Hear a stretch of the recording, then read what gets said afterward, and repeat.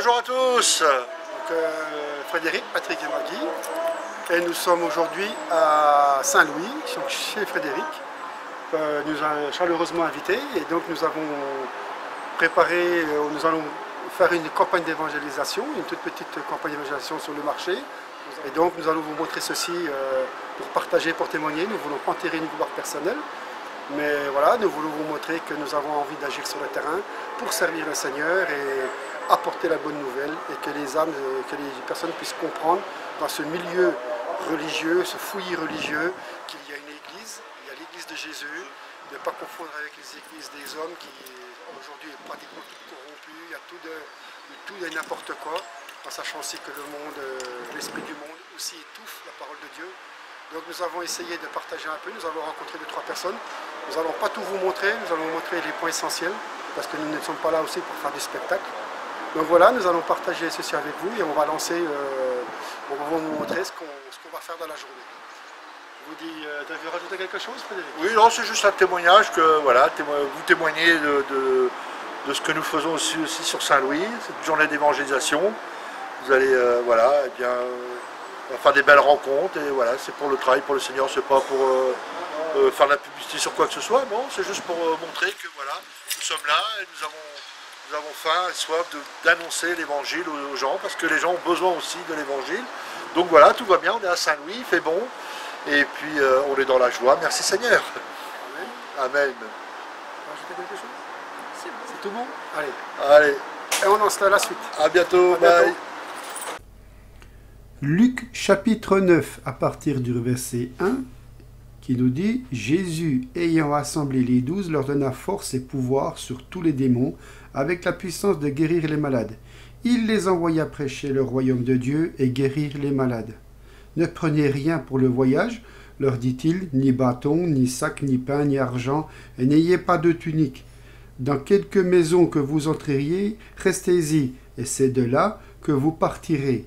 Et si les gens ne vous reçoivent pas, sortez de cette ville et secouez la poussière de vos pieds en témoignage contre eux. » Ils partirent et ils allèrent de village en village, annonçant la bonne nouvelle et opérant partout des guérisons.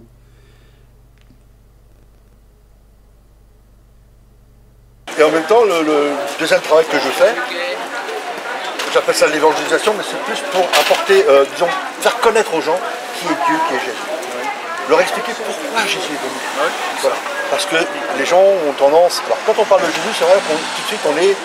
Oui, on est dans la religion, tout ça. Moi je ne parle pas de religion, je ne parle pas d'église, je ne parle pas de dénomination, je ne parle pas de religion, je parle de salut. On est chrétien et c'est tout. C'est tout, voilà. Voilà.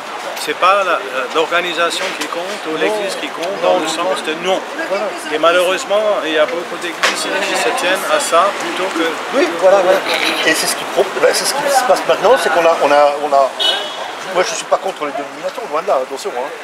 Mais le problème c'est qu'on est tous chacun chez soi, on n'arrive pas à se concerter, on n'arrive pas à prier ensemble, on n'arrive pas à travailler ensemble. Vous savez qu'ici à Saint-Louis, il y a, comment dire, l'église évangélique unique, oui. Avec les 3-4 églises. Oui, oui, les assemblées de Dieu, voilà, les baptismes. Et on fait un travail là dans la ville. Ah, mais. Il faut continuer. C'est comme ça que moi j'ai commencé sur les marchés et tout ça. Bien. Il y a 30 ans. Bah, ça fait 20 ans que vous le faites. Et puis moi j'étais missionnaire en Afrique pendant encore une fois 20 ans. Gloire à Dieu, bah, c'est super en tout cas. Bah, mais il faut continuer. C'est pour ça que l'évangile ne m'est pas inconnu. Bah, déjà à l'âge de 16 ans, quand j'ai trouvé le Seigneur, on y allait. Vous savez, moi quand j'étais jeune, j'étais dans une secte satanique. J'étais chez les satanistes. Après je me suis retrouvé légionnaire, j'ai fait 17 ans et demi à la Légion étrangère. Puis maintenant je suis prédicateur de l'évangile. C'est chez les légionnaires que j'ai trouvé le Seigneur. Bah, moi aussi. L'appel. Moi je l'ai rencontré en Éthiopie, quand j'étais en Afrique. Hein. Ouais, mais là en Algérie. Ah oui, vous c'est en Algérie. Moi c'est en Éthiopie que j'ai rencontré le Seigneur. C'est là que j'ai compris qu'il était Jésus voilà. Et tout. Hein. En tout cas, voilà. Ça. Super. J'étais même prisonnier parmi les rebelles. Ah bon? En Libye et au Tchad. D'accord, ok. Ah oui. Le Seigneur vous a préservé. Oui, enfin, préservé, ça veut dire il y a des difficultés qu'on rencontre dans la vie. Aussi bien les non-chrétiens comme les chrétiens. Et les chrétiens croient toujours, ils sont meilleurs dans le sens que Dieu devrait les protéger de tout. Et finalement, celui qui est chrétien, qui est vraiment libre, il passera par la persécution. Exactement. Ça, il ne faut pas oublier. Et ça, on évite de toute façon. Qu'est-ce qu'il a dit Jésus? Ils m'ont haï le premier, vous haïront aussi. Hein. Moi j'ai toujours dit, si les gens sont aimés du monde et qu'ils aiment le monde, c'est qu'ils ne sont pas dans l'église de Christ. Oui, c'est ça. Ils ne sont pas dans l'église de Christ. Mais malheureusement, hein, on se laisse souvent embarricader. Oui. Je vous donne mon adresse, comme ça vous pouvez passer chez moi. Si ouais, pas de souci, ouais. Volontiers. Avec plaisir.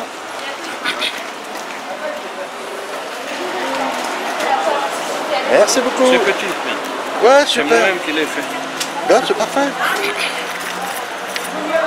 Bien. Bah, écoutez, on se tient en contact, il n'y a pas de souci. Hein. Voilà. D'accord. On peut nous sauver à part Jésus-Christ. C'est Jésus, le Fils de Dieu, qui est venu mourir à la croix pour nos péchés, pour nous racheter de nos malédictions, pour nous libérer de l'esclavage. Je vais déjà lire ce truc-là. Voilà, Très bien. c'est déjà bien. Bon, Au revoir. Pareil, à bientôt. Déjà bien. Aux gens, pourquoi Jésus? Qu'est-ce qu'il a fait exactement? Parce que quand voilà, quand je vous ai posé la question, est-ce que vous connaissez Jésus? Vous m'avez dit oui. Donc pour moi, ça veut dire que quelque part, vous avez une notion de ce qu'il a fait. Oui, mais je veux dire la Bible. Il faut lire les textes. Oui, absolument, on peut lire la Bible, mais tout le monde a entendu parler de Jésus, n'est-ce pas? Chaque personne a entendu parler de Jésus. Après, qu'est-ce qu'il a fait? Vous savez pourquoi il est venu, Jésus? Vous ne savez pas? Prêcher la parole de son papa. Oui, mais c'était quoi la parole de son papa? Le jeune homme, c'était quoi la parole de son papa? Vous savez pas? En fait, Jésus est venu sur la terre. Parce que vous comprendre que notre nature, on parle de la nature humaine. La nature humaine, elle est née dans le péché. On a évité ce péché-là, d'Adam et Ève, dans le péché. Nous avons évité ces péchés. Donc ça veut dire que on a été conçu dans le péché, on est né dans le péché, on vit en péché, on connaît péché. Donc, en tant que pécheur, on ne peut pas éviter le royaume de Dieu. Il n'y a rien d'impur dans le royaume de Dieu. C'est pour ça que Jésus est venu pour nous racheter. C'est pour ça qu'il est venu mourir à la croix. Il est venu mourir à la croix pour nous racheter de la malédiction, pour nous racheter et nous offrir le salut. Ça veut dire que, voilà, on accepte Jésus, on se fait baptiser, pas le baptême comme on fait chez les catholiques, non, pas le vrai baptême, et à ce moment-là, on devient enfant de Dieu. Oui, non, mais oui, mais ça veut dire quoi? Vous avez étudié un peu. Vous n'êtes pas à l'école, enfin, vous êtes étudiant, non? Bon, vous avez appris le grec, non? Je suis du latin. Bon, alors, baptême en grec, et baptisme, ça veut dire immerger, ça veut dire couler. Il a dit le chemin, la vérité, la vie. Nul ne va au Père sans passer Oui, mais par moi. selon vous. Non, c'est la parole de Dieu qui parle, c'est pas moi. C'est ça que vous avez du mal à Et comment vous êtes sûr de ça? parce que c'est la Bible qui le déclare, Voilà, c'est pas et moi. comment vous êtes sûr que ce que la Bible dit est le juste? Parce que la Bible est la parole de Dieu révélée aux hommes. Et comment vous le savez? Mais non, et la Bible, elle existe depuis Le premier livre. Et le Coran, c'est aussi quelque chose. Ah, Dieu est Dieu. La Hein. Bible, c'est la parole de Dieu révélée aux hommes. Non, mais sincèrement, je ne veux pas rentrer dans le... Non, je vais juste vous permettre quelque chose. 2 secondes, et après je ne vais pas vous... Mais vous savez, j'ai des grands-parents qui sont très catholiques avec qui je partage des choses. Je suis très ouverte d'esprit.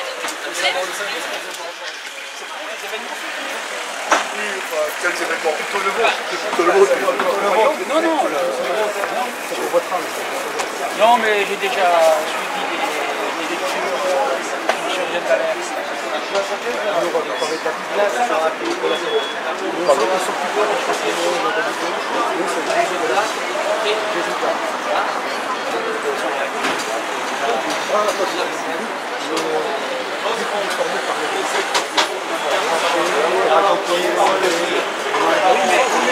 Dans la Bible, à la fin, c'est la vérité. Si on tranchera ou on trouvera des choses. Lemichalis méthode. Lemichalis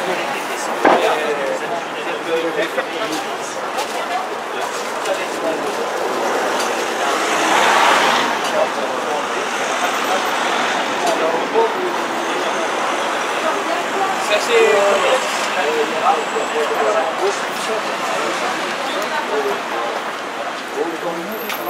Pourquoi il est mort à la tour? Pourquoi il est mort à la tour?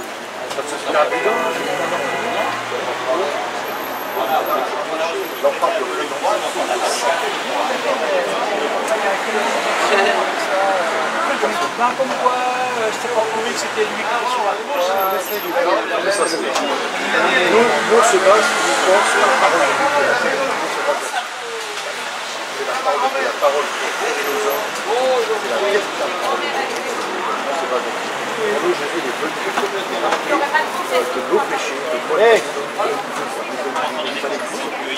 Il est venu nous faire un propre marché pour nous dire dans le salut. C'est-à-dire qu'il propose aux hommes, aujourd'hui, il propose aux hommes, viens à moi, toi, toi, fatigué, je te donnerai du repos pour ton place, repens-toi, et moi je te donnerai la vieille parole.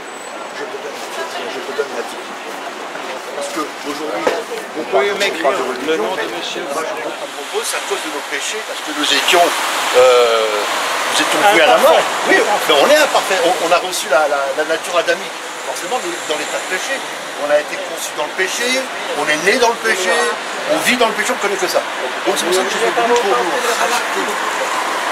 C'est pour ça qu'il est venu mourir à la croix. Seulement après la résurrection, on a été racheté par la résurrection. Non, par sa mort à sa croix, pas par la résurrection. Si. Non. Non, attendez. Oui, nous. Ah oui, pour vous, oui, d'accord. Nous, on va ressusciter. Oui. On va être racheté. On est déjà racheté. On peut. Non, on est déjà racheté. Oui, on a déjà le salut. Le salut, c'est Jésus. Mais il ne va pas nous rester qu'à condition qu'on respecte la loi de Dieu. Non, mais ça, après, c'est l'obéissance, c'est la sanctification, c'est tout ça. Mais le plan de salut, c'est Jésus qui est venu nous racheter. C'est-à-dire que, en fait, quand on lit... C'est même ce qu'il a dit. Oui, mais il nous rachète. Il nous a racheté de la malédiction, il nous rachète de mauvaise volonté, il nous a racheté de tout. Oui, mais après, il ne nous l'impose pas. Non, mais tout à fait. Dieu libre arbitre. Dieu, il dit, voilà, on peut le lire dans Deutéronome au chapitre 30, hein, c'est facile à lire. Dieu dit, voilà, je mets devant toi la vie et la bénédiction, la mort et la malédiction, à toi de choisir. Voilà. Après, il donne libre arbitre à l'homme de venir ou pas venir. Voilà, c'est tout. Nous, on est là en tant que... C'est l'avantage de l'homme. On a la liberté, il nous a donné la liberté. Tandis que la nature, toute création n'a pas la liberté. Ils ne peuvent pas faire leur volonté. Un animal ne peut pas faire sa volonté. Déjà, il fallait déjà qu'il ait une volonté, l'animal. Tandis que l'homme, il a reçu le choix, la liberté. Oui, bien sûr. Et pourquoi? Parce que sa nature était déchue dès le départ. C'est pour ça. Parce qu'au départ, l'homme et la femme, ils avaient cette identité divine, c'était de Dieu, c'était des enfants de Dieu. C'est pour ça qu'ils vivaient nus, ils n'avaient pas de problème. Et ils ont été trompés par qui? Par l'ennemi, par le diable, évidemment. Oui, mais tout à fait. Et qui a créé le diable? Le diable n'a pas été créé, il a été déchu du royaume de Dieu. Exact. Il a été déchu du royaume de Dieu. Il s'est créé lui-même. Ben oui, il s'est créé lui-même en fait, parce qu'en fait... Et actuellement, il est le chef du monde. C'est le Dieu de ce monde. C'est le Dieu de ce monde, effectivement. Vous avez tout à fait raison. Alors Dieu va intervenir, il va proclamer la bonne nouvelle avant. C'est ce qu'il est en train de faire. Voilà. Alors les gens ont le choix, soit je fais, soit je fais pas. Soit ils se repentent, ils acceptent le salut en Jésus-Christ. Et s'ils ne se repentent pas, qu'est-ce qui va leur arriver? Après c'est la fin pour l'éternité. Hein. Voilà. C'est terminé pour eux. Hein. Après voilà quoi. Voilà. Heureusement qu'on a le choix. Hein. Exactement, mais merci Seigneur en tout cas. En tout cas, un bon week-end. Bon courage pour vous. Je discute avec tout le monde, je viens de discuter avec les Juifs qui ont dormi dans le sabbat. Oui, c'est ça. Les Arabes, ils ont le vendredi comme sabbat. Exactement. Moi, j'ai tous les jours le sabbat. moi c'est tous les jours avec Jésus, vous voyez, c'est le repos en Christ. Donc voilà, on a le sabbat tous les jours. D'ailleurs, toute prière est adressée au nom de Jésus. Ouais, tout ce que vous demanderez au Père en mon nom, vous croyez que vous l'avez reçu, vous le recevrez, dit la parole de Dieu. Tout à fait. Bon, en tout cas, bon week-end. Merci. Je vous en prie. À bientôt, bon courage. Voilà pour les séquences sur le marché qu'on est allé le matin. Donc on était entre 9h et midi, on est resté 3 heures sur la sortie du marché, on a abordé les personnes. Donc il y a eu du refus bien sûr, mais nous avons voulu vous montrer l'essentiel, fallait les points forts. Et donc après ces 3 heures, on a fait une petite pause. Et donc là, on vous montre un petit peu le coin où on était. Et donc on s'est restauré, on s'est reposé un petit peu.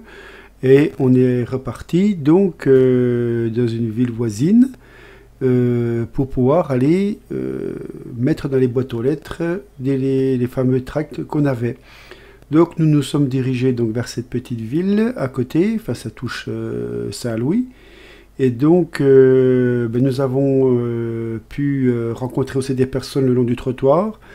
On n'a pas eu de difficultés, on n'a pas eu de problème. Et nous avons rencontré une personne sur la fin qui s'appelait Mireille. Donc là, nous avions plus de batterie sur nos caméscopes parce qu'on était parti. On ne pensait pas que ça allait durer aussi long, on ne pensait pas qu'on allait filmer tant que ça.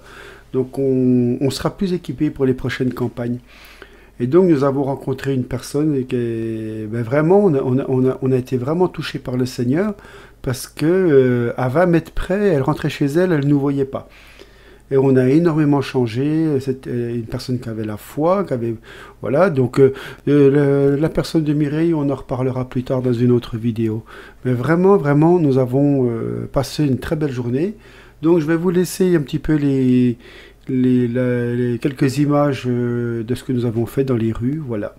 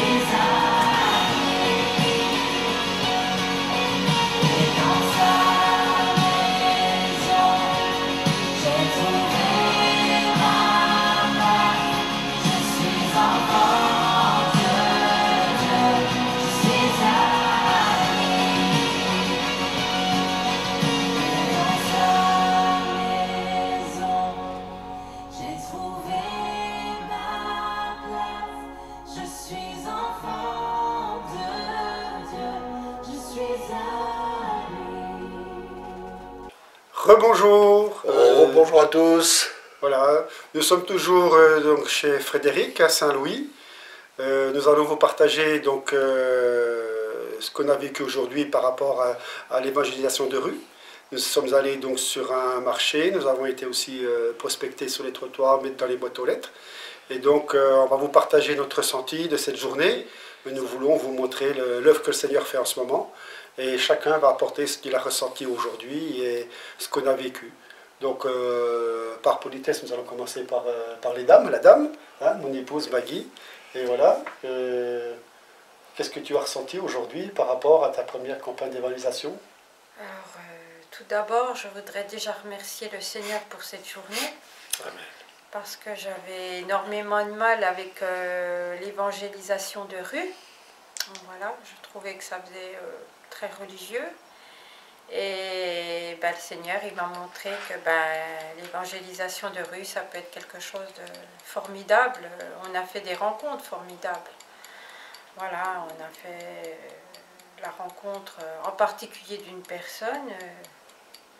Et c'est vrai que le Seigneur m'a épaté, il m'a montré que l'évangélisation c'est quelque chose, c'est un contact, mais c'est autre chose, Quand on est en face des gens, c'est autre chose, voilà. Donc je voulais remercier le Seigneur et puis oui, j'ai vu qu'il y a encore des gens et il y a des gens qui ont envie de parler et puis de connaître Jésus, voilà.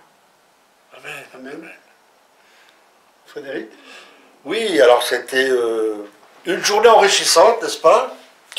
Une journée enrichissante, puisque d'abord, pour Patrick et Maggie, c'était une première pour eux déjà. C'était une première pour eux, mais ils ont découvert un peu l'évangélisation de rue. C'est pas quelque chose auquel ils sont habitués, donc c'était quand même une surprise pour eux. Alors oui, on a fait des belles rencontres, évidemment. Alors vous verrez au travers de certains passages qui a été filmé. Cela dit, ça reste néanmoins quand même quelque chose je dirais pas, l'évangélisation n'est pas difficile. En fait, le problème, c'est qu'il faut vraiment se centrer sur les choses concrètes. On a vécu des expériences avec bien des personnes, hein, on a rencontré beaucoup de gens, avec des personnes différentes, certaines avec la culture philosophique, certaines avec d'autres cultures. Donc voilà, et c'est vrai que eh bien, quand on écoute les gens, on a tendance à vouloir abonder dans leur sens. Et c'est là qu'on s'aperçoit que les gens ne connaissent pas Dieu. C'est ça. Alors, on a fait l'expérience ce matin, par exemple, on a le prospectus, donc vous connaissez ma façon de travailler, hein, avec le petit prospectus, connaissez-vous Jésus? Et lorsqu'on présente ce prospectus, alors les gens ont tendance à dire, oui, mais on connaît Jésus. Alors, lorsqu'on renchaîne derrière en disant, mais est-ce que vous savez ce qu'a fait Jésus? À ce moment-là, les gens sont coincés parce qu'ils ne savent pas du tout ce qu'a fait Jésus. Néanmoins, ça reste quand même une belle expérience, ça a été une belle journée. On a pu témoigner quand même du Seigneur, on a pu apporter quand même le message du salut, on a pu apporter le message de la repentance. Donc voilà, je pense que ça a été quelque chose d'enrichissant. Maintenant, après, c'est le Seigneur qui fait des choses. Hein. Alors, moi, j'aimerais, juste pour fermer ma parenthèse, parce que je ne vais pas trop parler,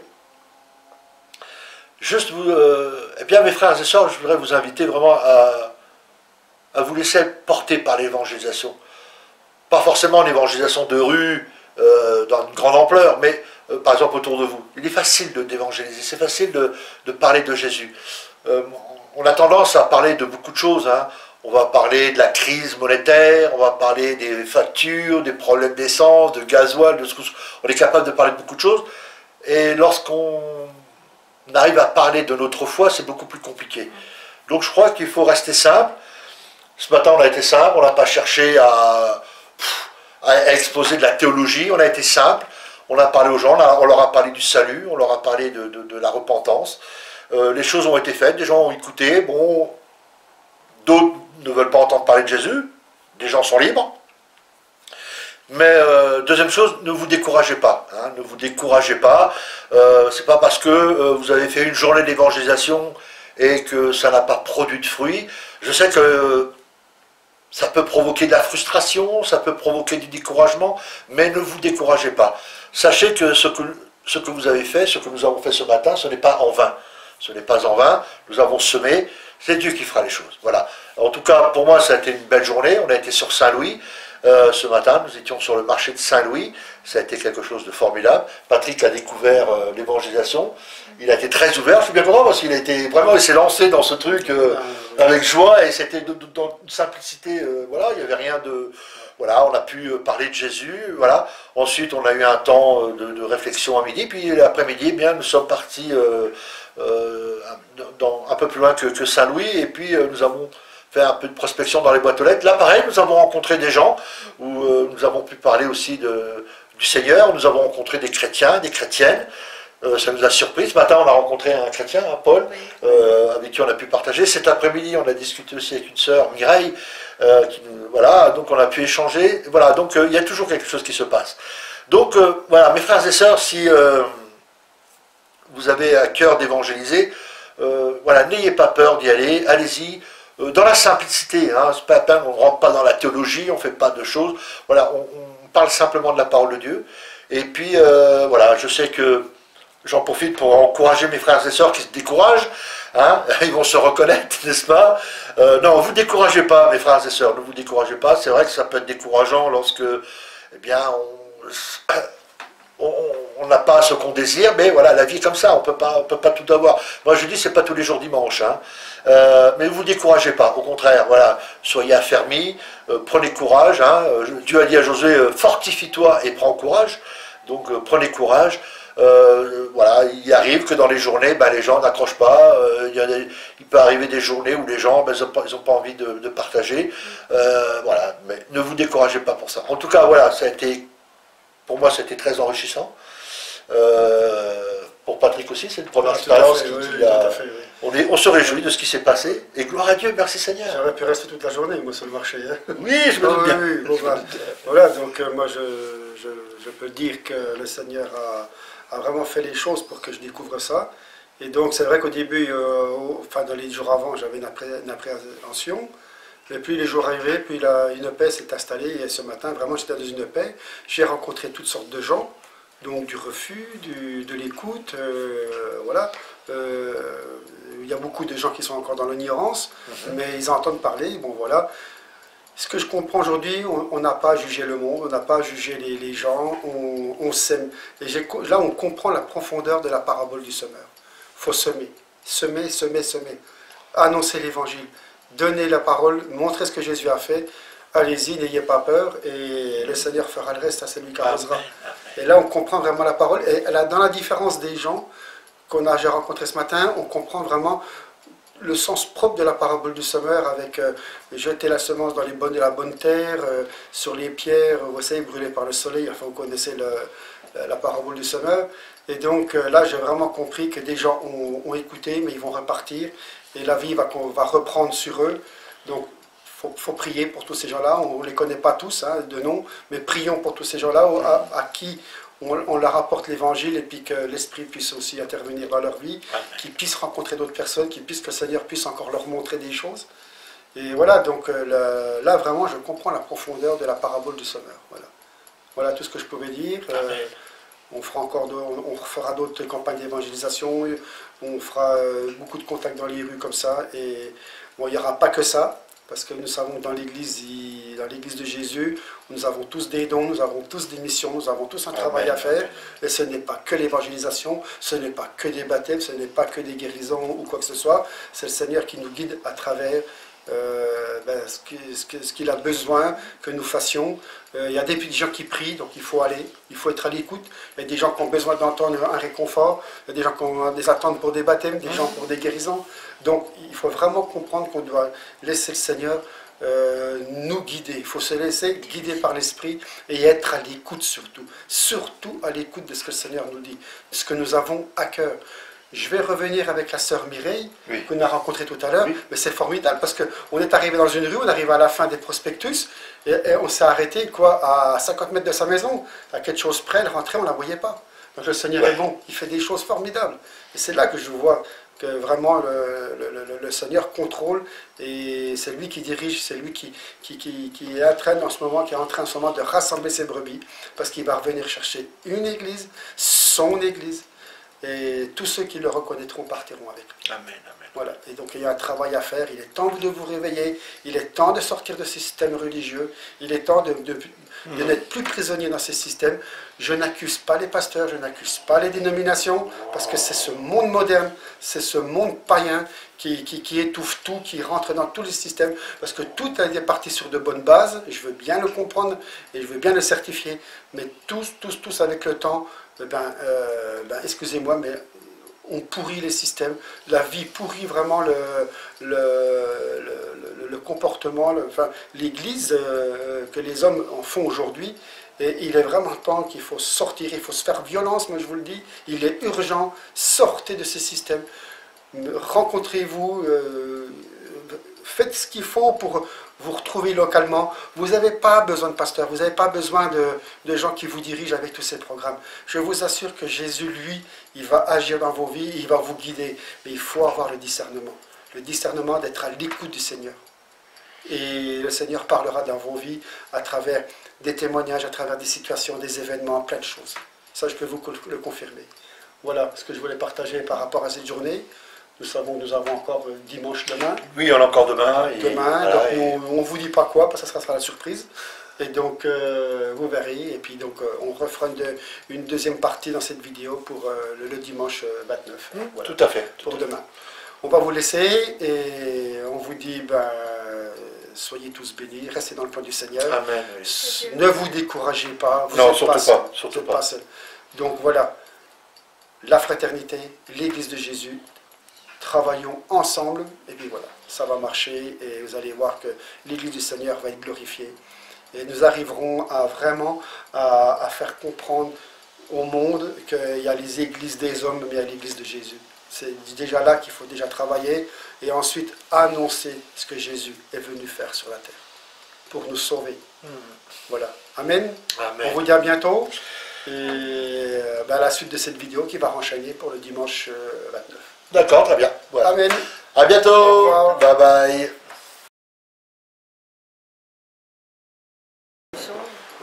Voilà, parfait. C'est ouvert? Oui, ben oui, on voit. Je suis bête. C'est la fatigue de la fin de la journée. Bon, coupé, bêtisier. Bêtisier. On s'en bêtisier. Bon, allez. Sérieux. Oui, 1, 2 et 3. Bonjour. Bonjour. Voilà, nous sommes donc le dimanche 29 septembre. On est toujours chez le frère Frédéric à Saint-Louis. Donc, suite à notre journée d'évangélisation d'hier, donc nous allons vous apporter un petit peu ce qu'on a vécu aujourd'hui. Et donc, on ne tarde pas à vous dire que nous sommes allés voir ce qui s'est passé du côté de la Grande Assemblée Porte Ouverte à Mulhouse. Voilà, donc nous sommes allés ce matin. Et on est parti pour 9 h là-bas. Et puis donc quand on est arrivé, donc rassurez-vous, on va vous passer des petites vidéos et on va essayer de vous commenter un petit peu notre ressenti de ce qui se passe dans cette assemblée. Donc tout de suite, je vais vous dire que ce n'est pas dans un but de critiquer qui que ce soit, blesser qui que ce soit, mais nous allons simplement dans un esprit pas de dénonciation, mais d'avertir que quelque chose ne va pas dans les assemblées, des choses ne vont pas, il y a des pièges, il y a des erreurs autant du côté des pasteurs que des fidèles, il y a du bon du côté des pasteurs, il y a du bon du côté des fidèles, donc il faut vraiment qu'il y ait le discernement pour comprendre le message qu'on voudrait vous passer aujourd'hui. Voilà, donc il y a un ressenti, nous avons eu un ressenti, nous avons vu des choses ce matin donc, dans cette assemblée, on est allé directement donc, à porte ouverte dans cette grande assemblée. Petite parenthèse, donc j'avais déjà fait une intervention sur cette église, cette assemblée, dans une vidéo précédente il y a quelques temps, mais je l'avais fait en appui sur internet. Mais il est quand même mieux que nous allons sur le terrain et voir et expliquer par nous-mêmes ce qu'on a ressenti ce matin. Donc, premièrement, je vais déjà laisser la parole à Frédéric pour qu'il nous dise ce qu'il a ressenti ce matin, ce qu'il a vu, et tout au long, moi et Maggie, on participera et on donnera notre avis aussi, notre ressenti. Voilà. Voilà, je laisse la parole à Frédéric. Oui. Eh bien, bonjour à tous. C'est un plaisir pour moi de vous retrouver. Alors, effectivement, ce matin, on avait décidé d'aller faire le culte à Mulhouse. On a pris la décision d'y aller. d'une part déjà pour se faire du bien, pour voir un peu aussi être dans la communion fraternelle. Et comme l'a souligné Patrick, c'est vrai que eh bien il y a effectivement, alors c'est pas, je ne viens pas avec un esprit critique, hein, je ne viens pas avec un esprit de jugement, c'est simplement avec un esprit complètement humilié et un esprit qui essaye de comprendre. J'essaye de comprendre, il y a des choses qui se produisent, alors je sais que, c'est vrai qu'on est face à des grandes églises où il y a entre 2000, 2500, 3000, 3500, 4000 membres, tout dépend les assemblées. Celle du Mulhouse, c'est quand même une grande assemblée où il y a beaucoup de monde, évidemment. Ce qui m'a surpris, c'est ça, c'est ce qui me surprend, parce que, voilà, on défend l'évangile, on veut défendre l'œuvre de Dieu, alors, voilà, on met tous les moyens possibles et imaginables pour pouvoir, comment dirais-je, propager l'évangile. Je dis gloire à Dieu, on a besoin, on est au XXIe siècle, on a beaucoup de choses pour pouvoir véhiculer le glorieux évangile, on a les Facebook, on a tous les réseaux sociaux, on a maintenant YouTube, voilà, je trouve qu'il y a, c'est des choses intéressantes. Je ne suis pas surpris, hein, je n'ai pas été surpris de voir certaines choses, je suis plutôt triste, et je dois avouer que ça m'a complètement, oui, attristé. J'ai eu le cœur vraiment attristé, j'étais obligé de même sortir à un moment donné pour aller prier sur le parking dehors, parce que je me sentais tellement affligé. Alors je sais que c'est une grande église, on ne peut pas... enfin, je sais pas. Je ne sais pas comment vous expliquer. En tout cas, ce que j'ai vu, d'une part, c'est que il y a... moi, j'ai connu des assemblées lorsqu'on rentrait dans la salle de culte. Voilà, on se mettait en prière, on était déjà dans le recueillement. Hein. Ce matin, il y avait le groupe de louanges qui chantait. Les gens, bien sont là, sont en train de se congratuler, en train de raconter leurs histoires, sont en train de leur dire ce qu'ils ont fait pendant la semaine. J'ai vu des enfants de ces... Je me suis même posé la question, où sont les parents, hein, des enfants qui sont venus s'asseoir devant nous, hein, avec les portables en train de jouer, alors des jeux, hein, voilà. Je me suis posé la question, je me dis, waouh, mais on est où? On est où? C'est pas que j'accuse quoi que ce soit, hein, mais c'est là que je m'aperçois qu'il y a un gros problème. Il y a un gros problème au sein des assemblées. Alors, est-ce que c'est la faute des parents? Oui. Est-ce que c'est la faute des enfants? Oui. Est-ce que c'est la faute des anciens? Oui. Est-ce que c'est la faute des pasteurs? Oui. Tout le monde est fautif. Je sais, alors, certains vont me dire, oui, mais le pasteur, il ne peut pas tout voir. Je le sais, je le conçois, je comprends très bien que le pasteur ne peut pas être au contrôle de tout, mais il y a quand même le staff, l'équipe qui sont là. Il y a quand même les gens à l'accueil, il y a quand même des gens qui placent les gens sur les chaises, les anciens peuvent être là, et il y a le groupe de louanges qui est là, qui essaye d'amener le peuple de Dieu dans la présence de Dieu, qui chante, et les gens sont là, en train de discuter, en train de rire, en train de... Je me dis,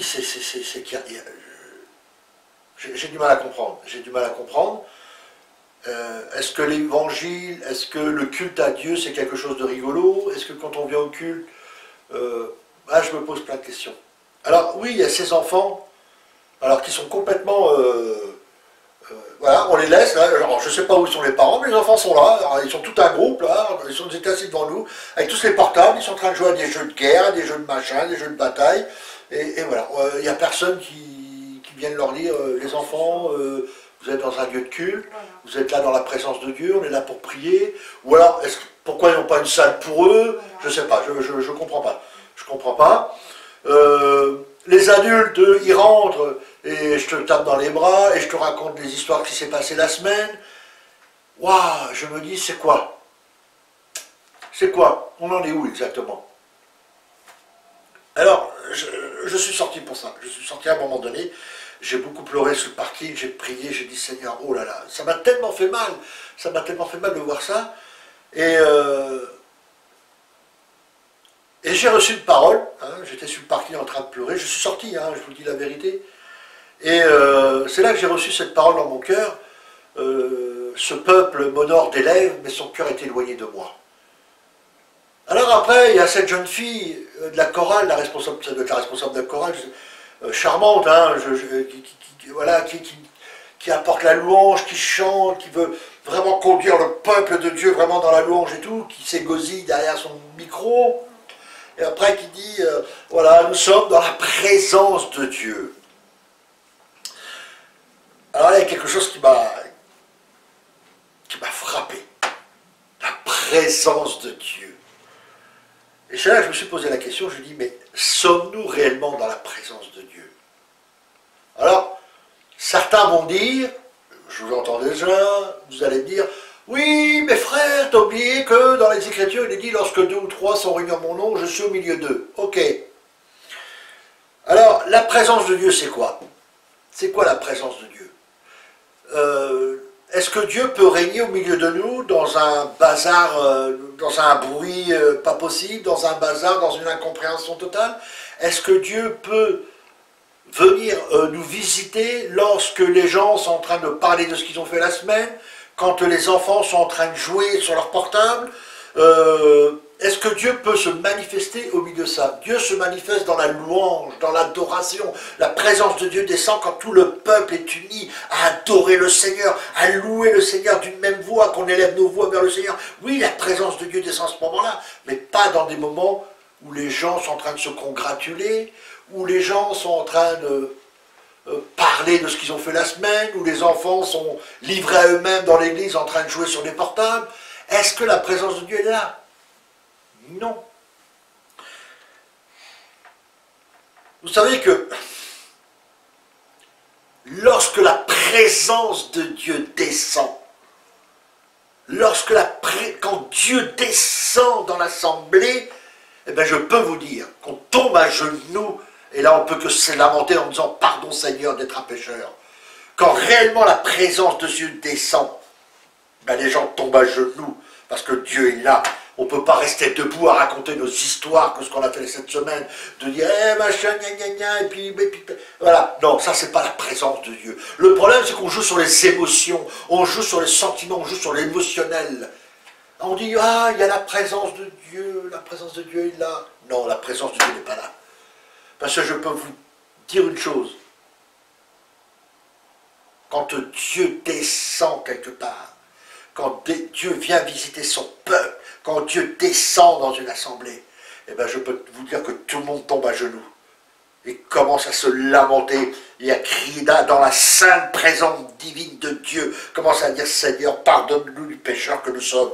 Oui, là, il y a la présence de Dieu. On est touché par la présence de Dieu. Il y a quelque chose qui se fait, qui se produit, il y a quelque chose qui se fait. C'est pas quand les enfants jouent sur le portable, qu'on soit en train de se congratuler, qu'on raconte nos campagnes de la semaine, ce qui s'est passé dans la semaine, et puis qu'il y a la moitié de l'église qui parle, l'autre moitié qui chante, l'autre moitié qui sont là assis, qui ne savent pas ce qui se passe. Je sais pas. C'est tout un questionnement que je me pose, et je trouve ça incompréhensible. Et après on vient vous dire, oui mais il y a la présence de Dieu, oui mais ceci... Qu'est-ce qu'on vient faire le dimanche matin? Qu'est-ce qu'on vient faire exactement? Je vous pose la question, qu'est-ce que vous venez faire le dimanche matin à l'église? En réalité, qu'est-ce que vous venez faire? Vous venez raconter vos misères que vous avez eues la semaine? Vous commencez à jouer sur votre téléphone? Vous commencez à regarder à droite, à gauche? Non, quand on va au culte, le culte, ça veut dire qu'on va rendre grâce au Seigneur. Le dimanche matin, on se réunit non pas pour raconter nos campagnes, non pas pour raconter des histoires de grand-mère et de petits chiens. On vient pas non plus écouter un missionnaire qui vient des pays lointains pour qu'il nous raconte des histoires. On vient pour louer Dieu. On vient pour le remercier de tout ce qu'il nous a fait dans la semaine. On vient lui rendre un culte. C'est lui qui doit être à l'honneur. Mais dans un brouhaha, dans tout ce fatras, où il y a toute chose, comment Dieu peut venir, comment la présence de Dieu peut venir au milieu de nous. Et puis, alors là je m'excuse, mais là je vais mettre un coup de pied aussi dans la ruche. C'est pas la première église où je vois ça, c'est pas la première fois que j'en parle. J'ai remarqué aussi des jeunes femmes, je ne dis pas des personnes âgées, des jeunes femmes qui sont rentrées dans l'église habillées d'une manière sensuelle. Mini-jupe, machin, ceci. Il y a des gens à l'accueil. Comment tu peux laisser rentrer des gens habillés sensuellement, des jeunes filles habillées sensuellement, comment tu peux les faire rentrer dans l'église? Qu'est-ce qu'elles viennent faire dans l'église? Habillées sensuellement, comme c'est habillé en mini-jupe et tout un tas de trucs. Elles viennent louer le Seigneur. Qu'est-ce qu'elles viennent faire? Qu'est-ce qu'elles viennent faire, ces personnes-là, ces jeunes femmes? Qu'est-ce qu'elles viennent faire? C'est ça qui me choque. C'est ça qui me choque. Comment les gens, il y a tout un staff à l'accueil, il y a des gens qui sont à l'accueil. Comment ils ont pu laisser entrer des jeunes filles habillées sensuellement comme ça pour venir louer le Seigneur? Ils viennent louer le Seigneur ou ils viennent se faire montrer parce qu'ils ont besoin d'un mari? Ça, c'est la question que je me pose. Et voyez-vous, malheureusement, c'est ce qui s'est produit ce matin à Porte Ouverte à Mulhouse. Ce n'est pas une critique que je veux avancer. C'est une constatation. Je me dis, c'est ça l'église de Dieu? Ah oui, il y a l'amour, il y a la présence de Dieu, il y a patati, il y a patata, voilà, parce que c'est un homme reconnu. Et puis là, on va me dire, oui, mais frère, tu juges, tu es en train de juger, tu es légaliste, tatati, tatata. Vous pouvez dire ce que vous voulez de moi. Vous pouvez dire ce que vous voulez sur moi. Mais il y a une chose qui est certaine, c'est que tu ne viendras pas chez moi habillé sensuellement pour provoquer les hommes. Ça, il est hors de question. Hors de question. Et les enfants, ils ne rentreront pas chez moi avec leur téléphone pour jouer. Ça, c'est clair et net. On est dans l'église de Dieu, on est dans la présence de Dieu, on rentre pour rendre un culte à Dieu. On ne vient pas pour jouer au jeu, on ne vient pas s'habiller sensuellement pour provoquer les hommes, et on ne vient pas pour faire du marché. Alors oui, oui, c'est joli, hein, Mulhouse, moi je ne connaissais pas du tout, hein, c'est la première fois où je suis allé. Ah, c'est joli, c'est beau, il y a une belle scène, il y a des beaux éclairages, il y a des caméras de partout, c'est bien, on passe sur Internet, tout est beau, tout est merveilleux. Le pasteur Samuel, j'ai rien contre lui, hein, ce matin j'ai écouté sa prédication, il parlait sur faire des disciples. Amen, gloire à Dieu, son message... moi, j'ai trouvé que son message, il était dans le ton, parce qu'il y avait des choses qui... Bon, après, c'est la manière dont il l'a apporté. Je ne vais pas rentrer dans les détails, hein, parce que voilà, c'est son message. J'ai trouvé que son message était très bien. Mais le pasteur Samuel devrait quand même se concerter avec son équipe, ses équipes d'accueil, le staff qui travaille avec lui, et de dire, attention, voilà ce qui se passe dans l'église. Il y a des jeunes filles qui viennent habillées sensuellement, il y a des enfants, les parents sont là, je ne sais pas ce qu'ils font, les enfants sont livrés à eux-mêmes, ils sont en train de jouer au téléphone, il n'y a rien. Donc c'est ce qui m'a un peu chagriné ce matin, et une fois de plus, évidemment, je pensais pouvoir partager, de pouvoir prier, de pouvoir faire... Eh bien non, c'est encore une déception pour moi. C'est pas la première église que je fais. À Saint-Louis, j'étais dans une église aussi où j'ai été déçu parce qu'il y avait des choses... Voilà.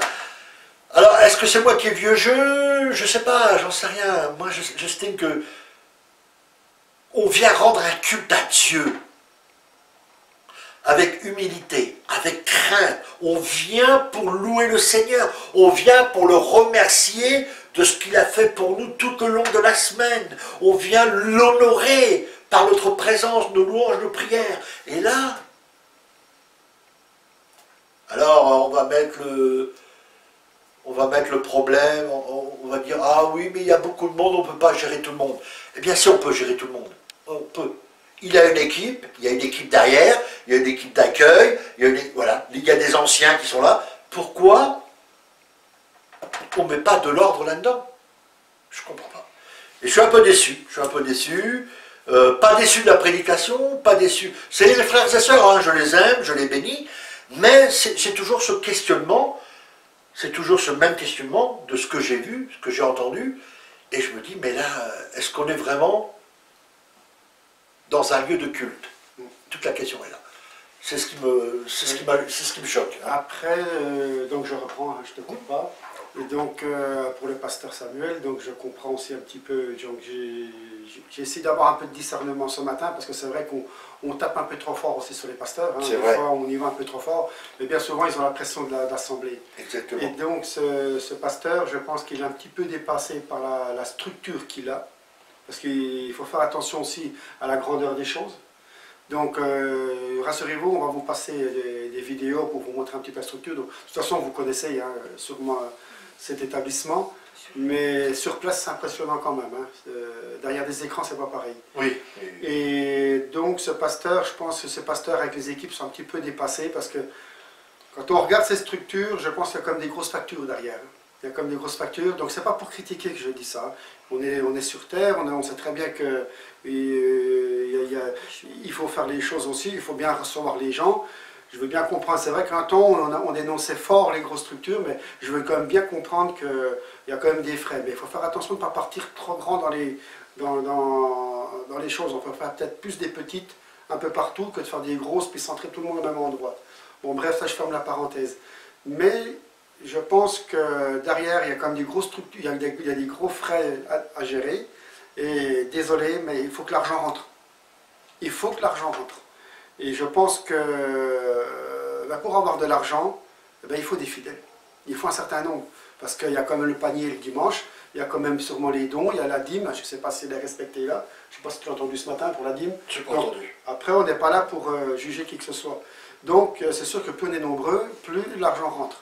Donc, on est capable de fermer des yeux sur certaines choses pour ne pas effrayer les gens, parce que si des gens s'en vont, la caisse diminue.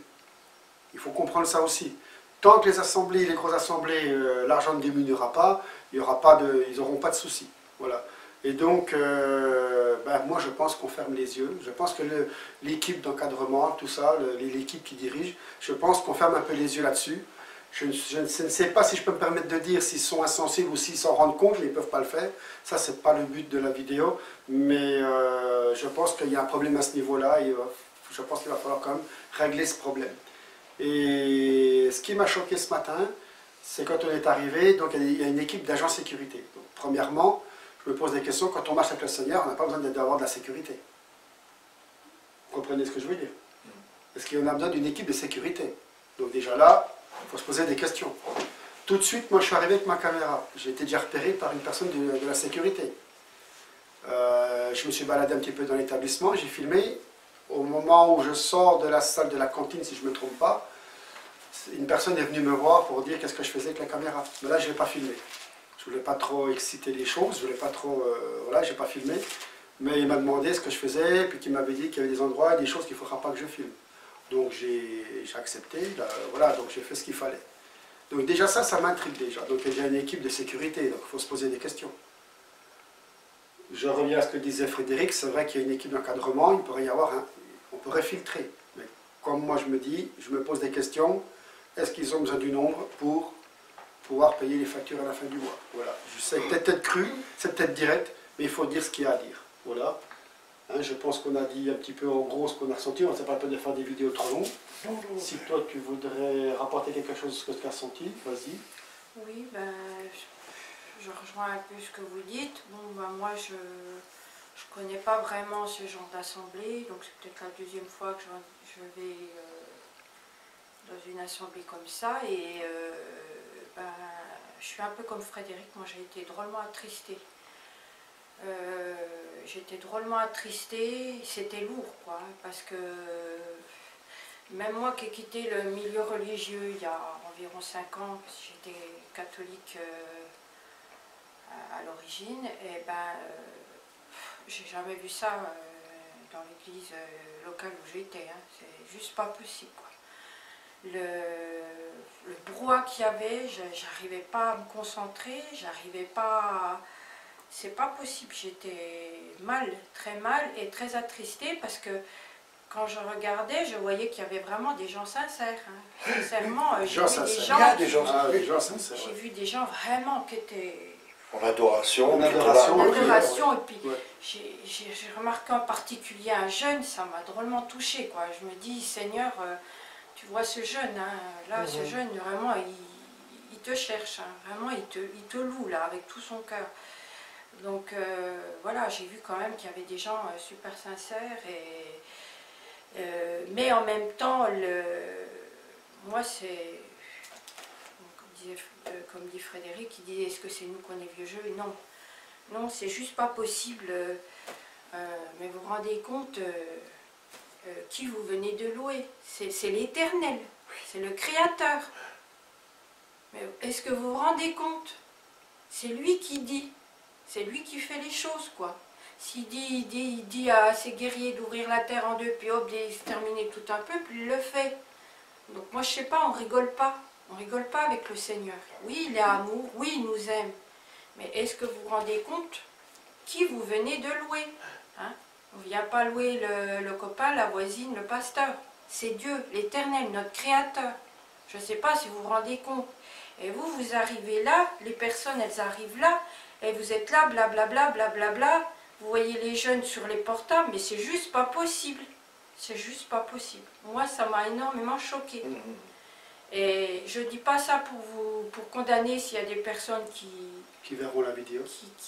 Voilà, qui disent, ben moi ce jour-là j'étais là, je ne suis pas là pour vous juger, pas du tout. Hein. Parce que moi je sors du milieu catholique, c'était autrement, nous c'était très pieux, c'était très si, mais il y avait d'autres choses qui n'allaient pas du tout. Hein. Donc je ne vous juge pas, loin de là. Mais votre comportement, non, c'est juste pas possible. C'est pas possible. Moi je me dis, il n'y a pas Dieu là. C'est pas possible. Moi j'étais comme Frédéric, hein, je pleurais à l'intérieur de moi, juste pas possible. On a l'impression que c'est un club. Voilà. Et puis les jeunes femmes, c'est pareil, quoi. Comment vous pouvez vous habiller en mini-jupe et en barésie? Quand on dit jeune femme, ça parle jusqu'à 15-16 ans. Hein. Oui, hein, c'est des jeunes filles. Moins jeunes. C'est très choquant pour les jeunes de 15-16 ans, hein, parce qu'elles viennent plutôt plus pour se montrer, voir les copains. En barésie et en talons comme ça. Oui, voilà. Non, et puis c'est voilà, vous n'allez pas... Parents, faites attention à vos enfants, voilà. Vous n'allez pas, enfin je sais pas, vous n'allez pas en discothèque, déjà que en tant qu'enfant de Dieu, il y a déjà des choses qu'on ne fait pas. On est censé être un exemple, on est censé être un modèle. Ben, je ne sais pas, on est un modèle. On est censé... et si on se comporte comme le monde, ben, quelle différence y a-t-il entre eux et nous? Je n'ai vu aucune différence. À un moment donné, je me croyais même dans un séminaire, quoi. Comme dans un séminaire, les gens rentrent, les gens sortent, Ça n'a pas arrêté. Pendant tout le culte, ça n'a pas arrêté. Moi, la première chose que j'ai remarqué en arrivant, c'est que sur les grands écrans, ils demandaient à la salle de faire silence.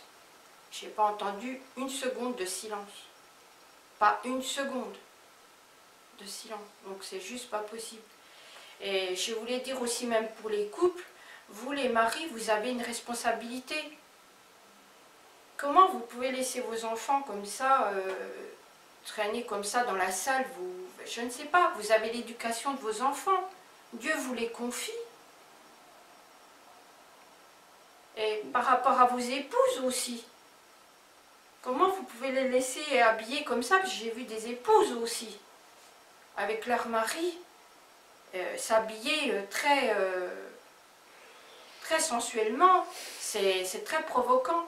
Vous savez, on n'est que des êtres humains, hein, l'homme regarde, hein, on regarde. Hein.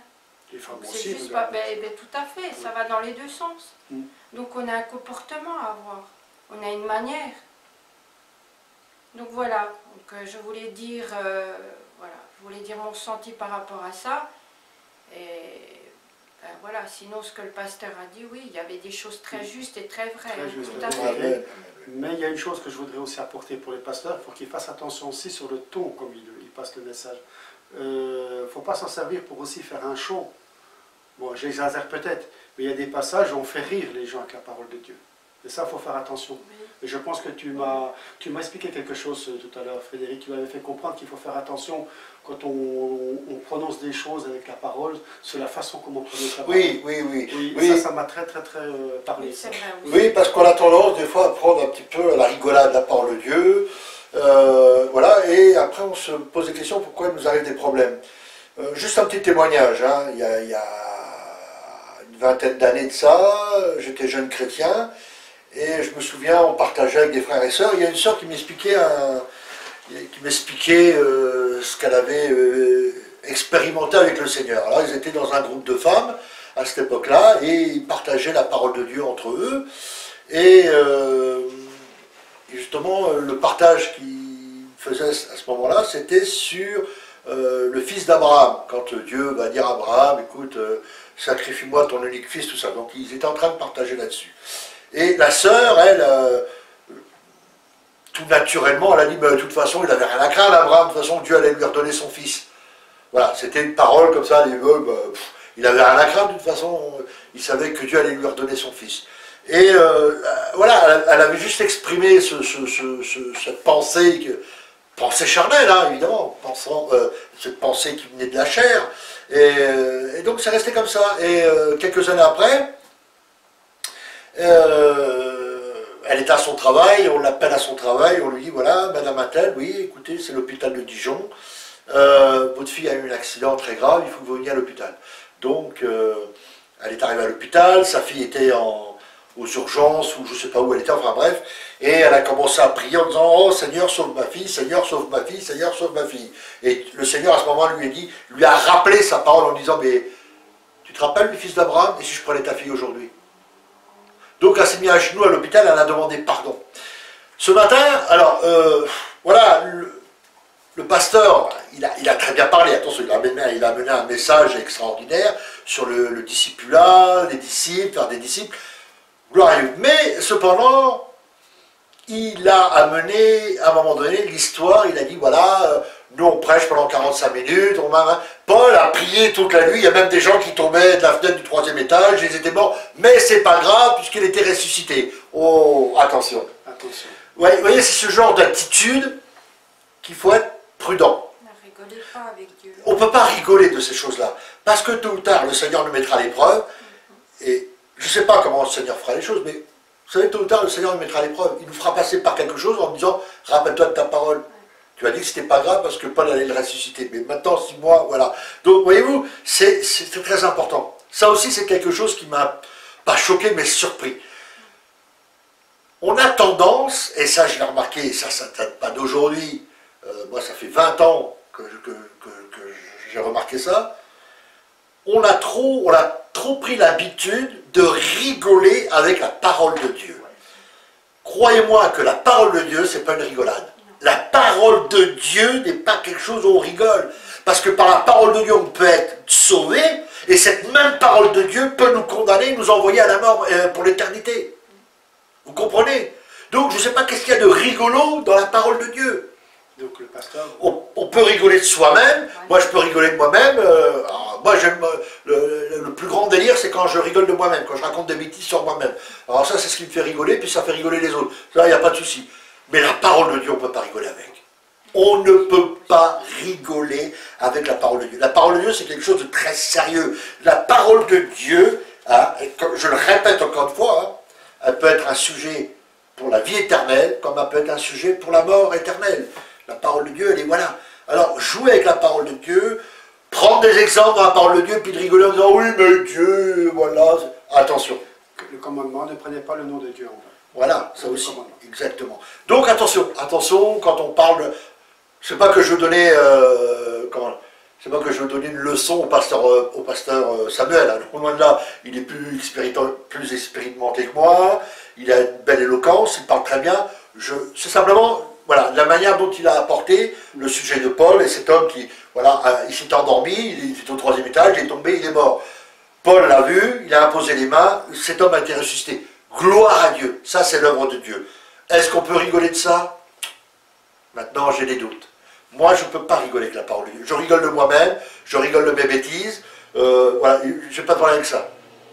Mais la parole de Dieu, je ne peux pas rigoler avec. Parce que la parole de Dieu, je le répète, elle peut nous sauver comme elle peut nous condamner. Donc je ne sais pas s'il y a quelque chose de rigolo dans la parole de Dieu. Voilà, c'est ce que je voulais aussi donc apporter. Voilà, ce petit message pour le pasteur Samuel. Voilà. Donc c'est pas pour vous condamner, je peux me permettre de vous tutoyer, mais si vous voyez cette vidéo, donc pensez à remettre un petit peu d'ordre dans l'assemblée. Vous avez une énorme responsabilité. Tout à fait. Je ne le cache pas qu'avant j'étais assez anti-pastoral. Bon, maintenant je comprends mieux en allant sur le terrain la pression que vous avez, le travail que vous avez. Donc après la dimension, c'est votre problème, c'est vous qui gérez. Mais remettez un petit peu d'ordre dans vos assemblées et vous verrez que peut-être le Seigneur agira peut-être un petit peu plus.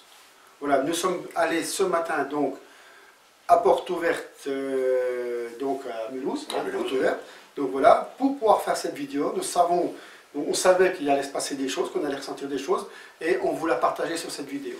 Voilà, je pense qu'on a fait le tour de ce qu'on voulait vous dire, ça ne sert à rien de faire trop long. On ne condamne pas, surtout ne prenez pas mal les choses, on n'est pas là pour condamner, on n'est pas là pour critiquer, critiquer ou juger quoi que ce soit. Voilà. C'est un sentiment, c'est des choses que l'on a vues, voilà. Des choses qui nous ont touchés, et on est dans l'incompréhension, on se pose la question pourquoi. L'éternelle question pourquoi. Voilà, ça c'est l'éternelle question pourquoi.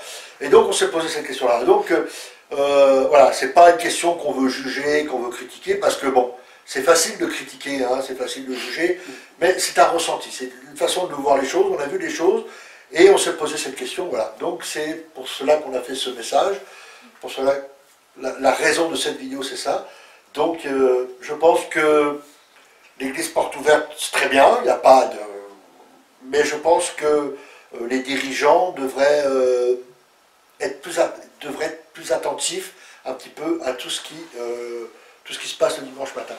Je pense qu'ils devraient prendre le temps de voir les gens, de voir, peut-être passer aussi, de revoir avec l'accueil, de dire aux gens, attention, voilà, nous sommes dans un lieu de culte, on ne peut pas se permettre de faire telle chose, voilà. Après, c'est chacun dirige sa maison comme il veut. Moi, j'ai pas de souci avec ça.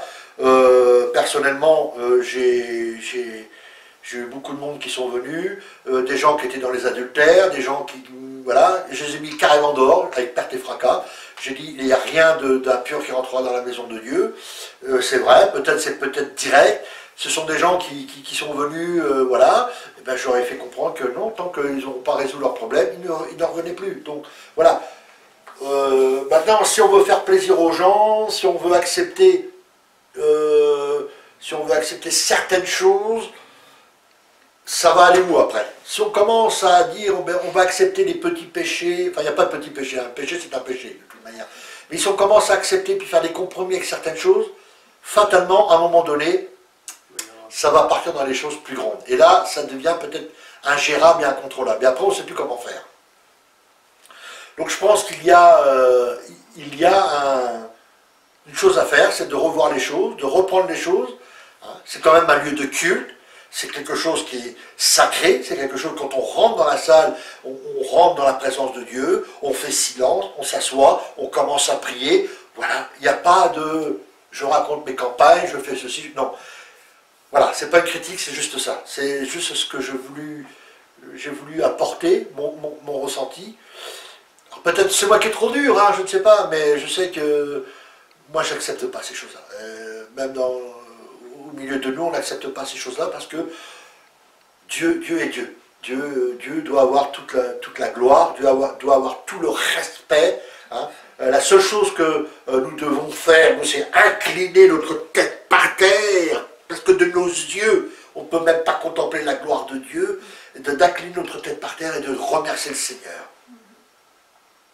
Voilà. C'est pas une critique, c'est ce que je vous dis. Hein. Voilà. En tout cas, nous bénissons cette église de Mulhouse, on bénit voilà, cette équipe, le pasteur, qui continue son travail, c'est bien, qui continue l'œuvre du Seigneur. L'œuvre du Seigneur ne s'arrêtera pas pour autant, c'est juste une parenthèse qu'on voulait faire. On les bénit parce qu'on les aime aussi de l'amour de Dieu, et vraiment, et on se réjouit d'avoir eh bien, des gens comme ça autour de nous qui sont fervents pour le Seigneur, mais il y a des petites choses à remettre en place. Voilà. Okay. Ben, on va vous quitter là-dessus. Très bien. Voilà, on va vous dire, donc nous, notre week-end va s'achever, et donc ben, nous ferons des vidéos prochaines pour d'autres campagnes d'évangélisation. Voilà. Oui. Et puis donc on vous dit à bientôt. À très bientôt. À bientôt, et puis à une prochaine vidéo. Au revoir. Bye. Donc voici les séquences vidéo. Donc là nous arrivons.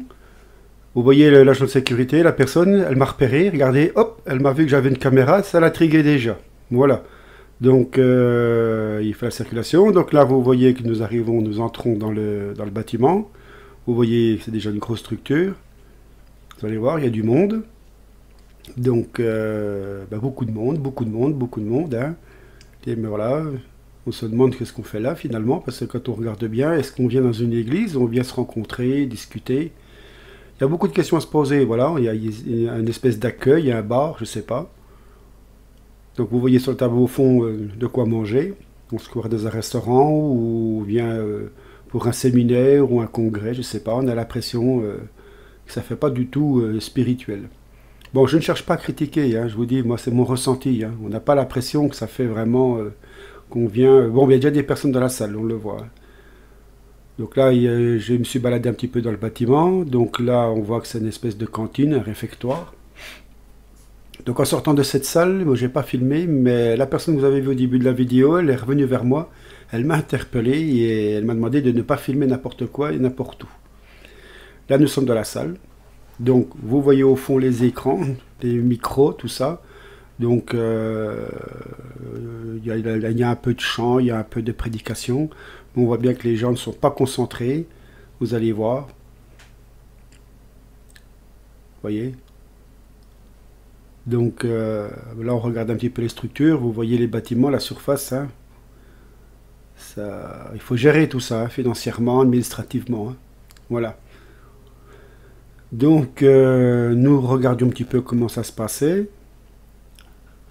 Bon, les enfants sont dans les allées. On a l'impression que c'est une kermesse ou c'est un loto, je sais pas, moi, quelque chose comme ça. C'est une soirée. Voilà. Il y a juste au fond qu'on entend un petit peu des prêches, un petit peu des louanges, des chants. Donc voilà, la jeunesse, ils viennent, s'assoient, et puis c'est pour jouer, c'est pour... Il n'y a rien. Donc les parents, vous êtes où? Vous êtes venus pour un culte ou pour un club de rencontre ou passer un bon moment? Voilà, les enfants, ils sont concentrés sur leur jeu. Donc, je laisse le son. Voilà le type de musique pour mettre de l'ambiance. Ça, moi j'appelle ça des chauffeurs de salle.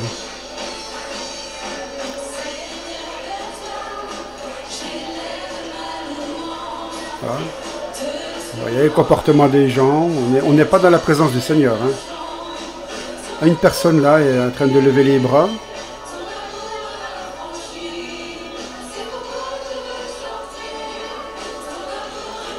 Voilà, je vous laisse un peu la musique.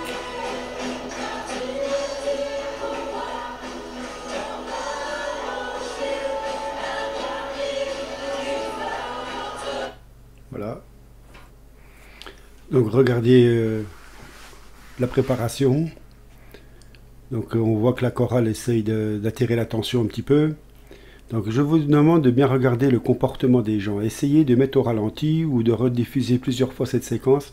Mais regardez, mais est-ce que la plupart est dans la présence du Seigneur? Est-ce qu'ils commencent déjà à prier il y en a qui font des prières, mais ils se retournent. J'ai filmé un petit peu pour pouvoir décortiquer tout ça. Les enfants se baladent partout.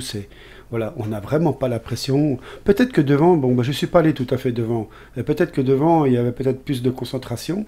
Regardez, c'est des gestes amicaux, on discute, machin. On n'est pas dans la présence du Seigneur, on ne se prépare pas. Voilà, on attend que le pasteur arrive, on attend que ça démarre. Bon, ça, de toute façon, c'est dans toutes les assemblées. Hein. Quand je dis toutes, ça se comprend. Mais voilà, je vous demande de faire votre propre analyse. Mais qu'est-ce qu'on vient faire comme ça? Est-ce que ce comportement est correct devant le Seigneur? Ça chante, mais les gens, voilà, ça fait ambiance, ça fait bal, ça fait soirée, voilà, salle des fêtes.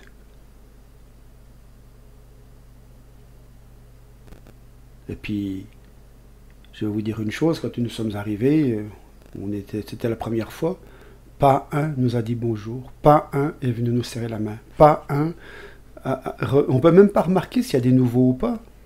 Chacun vient individuellement, pour soi, pour une bonne conscience ou pour la raison qu'elle veut. Vous voyez des jeunes, ça vient, c'est pour voir les copains, les copines.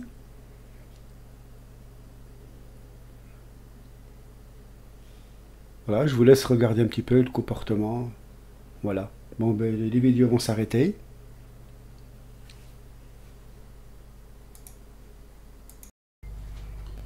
Et ben voilà, cette vidéo va se terminer. Je voudrais faire un petit peu le point sur cette vidéo. Donc là, j'ai fait ce montage quelques jours après notre retour. Et donc, mon ressenti, je peux vous dire qu'il y a beaucoup de choses encore qu'on pourrait encore dire.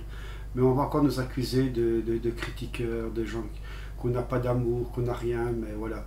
Bon, moi je laisse dire les choses, mais voilà, donc on a essayé avec Frédéric et mon épouse de pouvoir vous apporter notre ressenti, les pièges à éviter, et j'espère que cette séquence va interpeller beaucoup pour se remettre en question.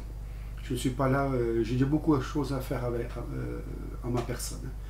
Donc pour terminer cette vidéo, je voudrais qu'on revienne un petit coup sur la journée du samedi, quand nous avons mis nos prospectus dans les boîtes aux lettres pour rencontrer des gens. Donc je vous avais parlé avec le frère Frédéric et mon épouse qu'on avait rencontré une Mireille, une sœur Mireille, mais formidable. On s'est recroisés à 20-30 mètres de sa maison, à peine depuis on ne la voyait pas.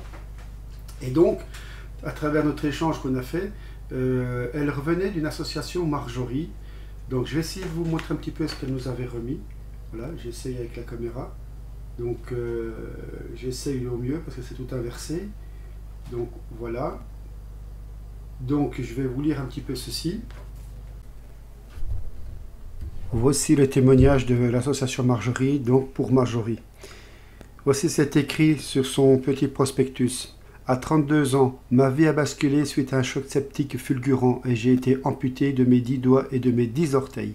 Après 6 mois d'hospitalisation, j'ai enfin pu avoir la joie de retrouver mes enfants de 3 et 6 ans. Grâce au journal L'Alsace, une chaîne de solidarité s'est mise en place pour me soutenir. Les mots me manquent pour vous exprimer toute ma gratitude tant au corps médical, aux administrations, aux associations, à tous les donateurs anonymes qui me soutiennent. Je reprends doucement goût à la vie malgré mon très lourd handicap. Grâce à un formidable élan de générosité, j'espère être équipé bientôt de mes prothèses bioniques. Avec ma famille et mes amis, nous avons créé l'association Marjorie pour des doigts de fée, dans le but de, premièrement, pouvoir financer mes prothèses de la main dont le coût est exorbitant et qui ne sont pas prises en charge. Deuxièmement, pouvoir faire avancer la recherche en France en matière de prothèses de la main. Troisièmement, offrir un autre regard sur le handicap qui ne doit pas être considéré comme une exclusion, mais une simple différence. Alors rejoignez-moi, j'ai besoin de vous, de tout cœur, Marjorie. Donc il y avait une journée, nous on n'y était pas, hein, je vous dis franchement, elle nous a parlé, nous a passé ce tract. Et donc je fais un appel du côté de Saint-Louis, là-bas.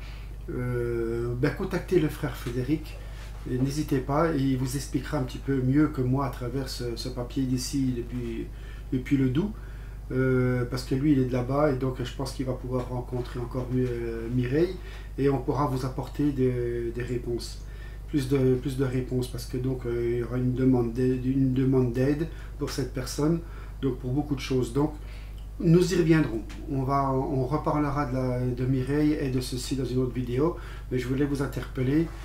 Si vous voulez vous approcher du frère Frédéric de la cellule de Saint-Louis, n'hésitez pas, prenez contact, vous avez tous ces contacts sur le site répertoire des cellules de l'Église de Jésus-Christ. Voilà, donc je voulais faire un petit peu appel pour l'association Marjorie, pour des doigts de fée, ça s'appelle. Donc n'hésitez pas à lui demander, je crois même que j'ai une adresse,